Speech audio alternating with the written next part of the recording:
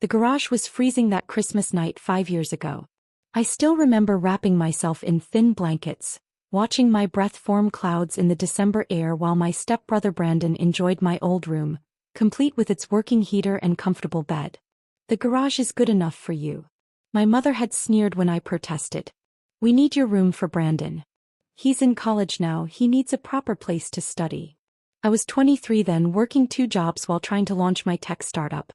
According to my mother and stepfather, that made me the family disappointment. No prestigious college degree like Brandon, no fancy internships like my stepsister Olivia. Just unrealistic dreams and wasted potential. That was the last Christmas I spent with them. Now 5 years later I sat in my home office, reading an email that made me laugh out loud. Sophia, please. We need your help. The bank is foreclosing on the house. We have nowhere to go. You have that big mansion all to yourself.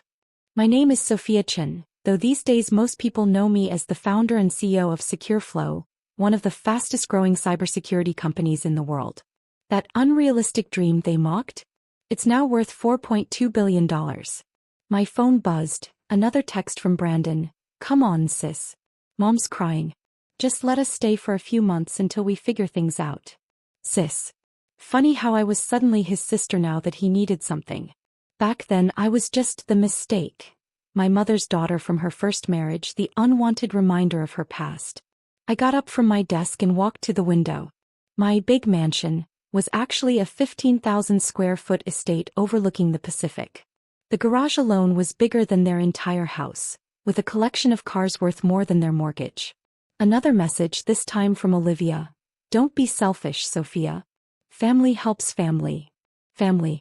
I thought back to that Christmas in the garage, how they'd sat down to a fancy dinner while I huddled next to my laptop, working on the code that would eventually become SecureFlow's core technology. Miss Chen. My assistant's voice came through the intercom. Your stepfather is in the lobby. He's demanding to see you. Of course he was. Richard Taylor, the man who'd spent years telling me I was wasting my life with computer games, was now here to demand my help. Send him up, I said, straightening my designer blazer. Time to face the past. Richard looked older than I remembered, his once immaculate suit showing signs of wear. The confident swagger was gone, replaced by barely concealed desperation. Sophia, he tried to smile. You're looking successful. I didn't offer him a seat. What do you want, Richard? Look, I know things weren't always perfect between us. Perfect. I cut him off. You made me sleep in the garage at Christmas. He shifted uncomfortably. We needed the space for Brandon. While I was working on my startup. The same startup you called a waste of time. The one you said would never amount to anything. We were wrong, he admitted, though I could see how much it cost him to say it. And now, we need your help. The house, our savings, everything's gone. Your mother, she's not handling it well. I walked to my desk and picked up a folder.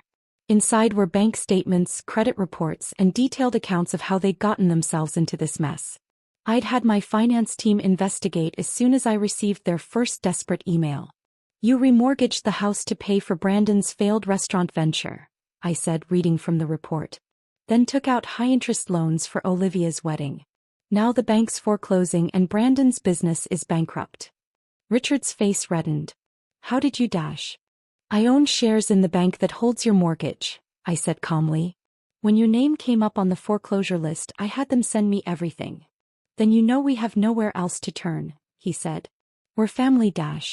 Family. I opened another folder.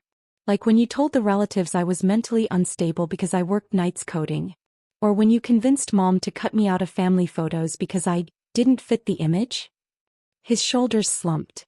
We were wrong about you. Look at all this. He gestured around my office. You've done amazingly well. Can't you find it in your heart to help us? I walked to a wall of photos, magazine covers featuring me and SecureFlow, awards, recognition from the tech industry. You know what I remember most about that Christmas in the garage? Not the cold, not the humiliation. I remember looking through the window, watching all of you eating dinner, laughing while I worked on my laptop. Sophia. I remember Brandon coming out once not to check if I was okay, but to tell me to be quiet because my typing was disturbing his studying. I remember Mom bringing me leftovers on paper plates because I wasn't allowed to eat with the family. Richard was silent now, his eyes fixed on the floor. I remember every investor who turned me down because you and Mom had spread rumors about my instability. I remember every family friend who avoided me because you told them I was a failure. I picked up my phone and pulled up the security camera feed from my gate. Brandon and Olivia were there now too, probably hoping to add pressure to Richard's plea. The company you mocked is now worth billions, I continued. That waste of time provides cybersecurity for half the Fortune 500. The daughter you exiled to the garage is now one of the most successful tech CEOs in the country. We know, Richard said quietly. We've seen the news coverage. Your mother, she keeps every article about you. How she does, I smiled coldly. When was the last time she actually spoke to me? Called on my birthday? Asked how I was doing. We were wrong, he repeated. But please, we have nowhere else to go. I pressed a button on my desk and my assistant entered with another folder. Here's what's going to happen, I said, opening it. Inside is a lease agreement for a small apartment in the city. 2 bedrooms, basic amenities. Not luxury but clean and safe. The rent is paid for 6 months. Richard's eyes lit up, but I wasn't finished. If you want it, you'll sign an agreement. No contact with me. No claiming family connections. No trying to use my name or success for your benefit. After 6 months, you're on your own. But, we're family, he protested weakly. No, Richard. We stopped being family the night you made me sleep in the garage. The night you chose Brandon and Olivia over your own stepdaughter. The night you decided I wasn't good enough for your perfect family. I handed him the folder. Take it or leave it. But remember, the apartment is more than you gave me. He took the folder with trembling hands. Your mother will be heartbroken. Like she was heartbroken watching me sleep in the garage? Or heartbroken when she didn't invite me to family events because I was embarrassing? Through the window, I could see Brandon and Olivia still waiting at the gate, probably imagining themselves living in my mansion, enjoying the success they'd mocked. You have an hour to decide, I said, turning back to my work. The garage is still available if you prefer that option. Richard's footsteps echoed as he left my office, the apartment lease folder clutched in his hands like a lifeline. Through the security feeds, I watched him approach Brandon and Olivia at the gate. Their expressions shifted from hope to disbelief to anger as he explained my offer. Brandon kicked the gate, his face red with rage. Olivia pulled out her phone, probably to send another guilt-tripping message. I switched off the feed and turned to the wall of windows, remembering another night when I'd watched them through glass. That Christmas in the garage hadn't just been cold, it had been the moment I realized I truly had no family. While they celebrated inside, I had huddled next to my space heater, working on the encryption algorithm that would later become SecureFlow's foundation. My phone buzzed. A text from my mother. How dare you? An apartment? We're your family. You owe us more than that. I owe them. I thought about all the things they owed me: love, support, basic human dignity. Instead, they'd given me a cold garage and years of emotional abuse. Another message from Brandon. You think you're so much better than us now? Without Dad's connections, you'd be nothing. I laughed out loud at that one. Richard's connections had actively worked against me, spreading rumors that had made it nearly impossible to find investors in our hometown. That's why I'd moved to Silicon Valley, where nobody knew or cared about their lies.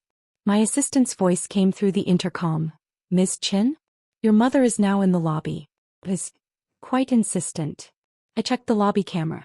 There she stood, designer handbag now worn and faded, the same look of disapproval on her face that I'd grown up with. Send her up. She burst into my office like she owned it, her eyes darting around the expensive furniture and spectacular view. All this, she gestured broadly, and you offer us a tiny apartment? Your own family. I stayed seated watching her. When did you last act like family to me? I gave you everything, she snapped. A home and education dash. A garage to sleep in, I finished for her. Leftovers on paper plates. Rumors about my mental health when I worked late on my startup. You were obsessed with that computer. We were trying to help you. I opened my laptop and turned it to face her. On the screen was a security camera recording from that Christmas night. I'd had it digitized from the garage's old camera system, my first security project. In the grainy footage, she stood in the garage doorway, setting down a plate of leftovers. If you'd just be normal, her recorded voice said, you could eat with the family. But you choose to waste your life with this computer nonsense. My mother's face paled as she watched. You kept this? I kept everything, I said quietly.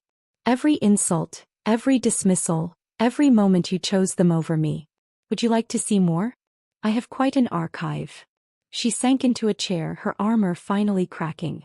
We were wrong about you. Is that what you want to hear? No, I replied. I want you to understand why you're getting an apartment instead of a room in my home. Why you'll never be welcome in my life again. Because of one bad Christmas? One. I pressed a button and more videos played on my office wall. Security footage, cell phone recordings, family events. A documentary of years of abuse and neglect. Brandon making fun of my coding. Look at the freak thinking she'll be the next Steve Jobs. Olivia complaining about sharing space with me. Can't she just live somewhere else? She's embarrassing. Richard telling relatives, she's not right in the head. All that computer work has made her unstable. And her, my own mother, agreeing with them all. She watched in silence, tears finally falling. We didn't know. We didn't realize. You knew exactly what you were doing, I said. You just never thought I'd succeed. You never thought the daughter you exiled to the garage would end up being your only hope. Please, she whispered. We have nowhere else to go. Like I had nowhere to go that Christmas? Like I had no one to turn to when you spread rumors about me? Like I had no family support when I was building this company? I stood up and walked to a small safe hidden behind a painting. Inside was a worn laptop, my old one from the garage. This computer you hated? It's worth more than your house now. The daughter you dismissed? She employs thousands of people. The family disappointment? She's on the cover of Forbes. My mother reached for the laptop but I pulled it away. The apartment offer stands. 6 months, no contact, no claims of family connection. After that you're on your own just like I was. And if we refuse? I smiled coldly. Then you can experience homelessness. I hear garages are available. She stood up, smoothing her wrinkled dress with trembling hands. You've become so hard. No, I corrected her. I became successful. There's a difference. After she left, I sat in my office as darkness fell over the city. My phone kept buzzing, messages from Brandon, Olivia, distant relatives suddenly interested in reconnecting with their successful family member. I opened my laptop and pulled up the Secure Flow Company newsletter. There, in the Founders column, was the story I'd just finished writing. From Garage to Glory, How Adversity Builds Success.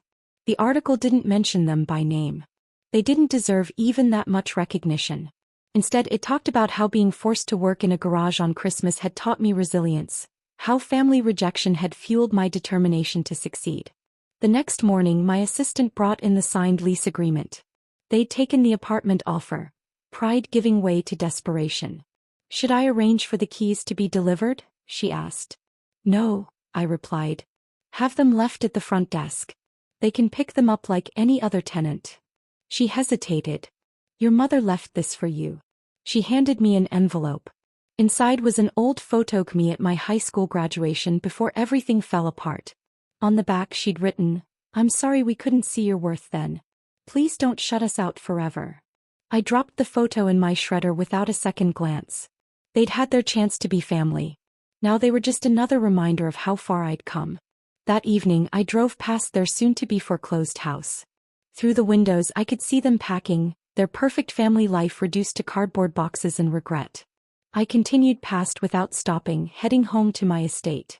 The garage lights came on automatically as I pulled in, illuminating my collection of luxury cars.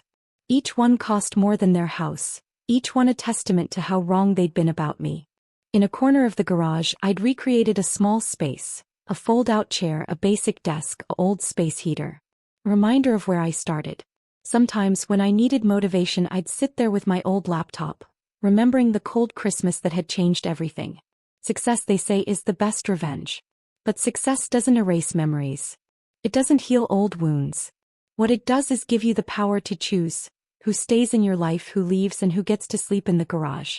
I picked up my phone and sent one final message to my mother. The apartment lease starts tomorrow.